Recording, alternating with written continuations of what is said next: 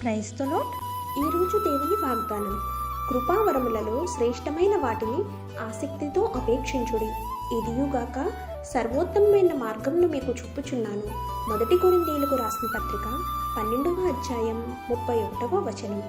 ప్రియమైన సహోదరి సహోదరులారా, ఈ లోకంలో జీవించుచున్నప్పుడు మన ప్రభువైన యేసుక్రీస్తు మనకు ఎన్నో అద్భుతాలను జరిగించి ఉన్నారు.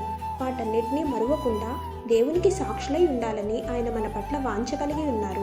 మనము సాక్ష్యము కలిగి జీవించాలి అని మన ప్రభువు మన పట్ల కోరుకొంచున్నారు.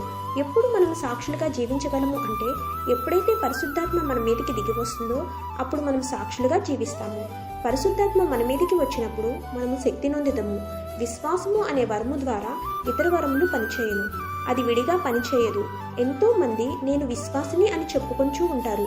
అది విశ్వాసము కాదు, కానీ గర్వము. ప్రభువా, విశ్వాసము అనే వరము లేకుండా నేను ఏదియూ చేయలేను, కనుక నాకు ఆ వరమును అనుగ్రహించుము అని ప్రార్థించినప్పుడు నిశ్చయంగా ప్రభువు మనకి సహాయం చేయను. ఆమేన్. God bless you.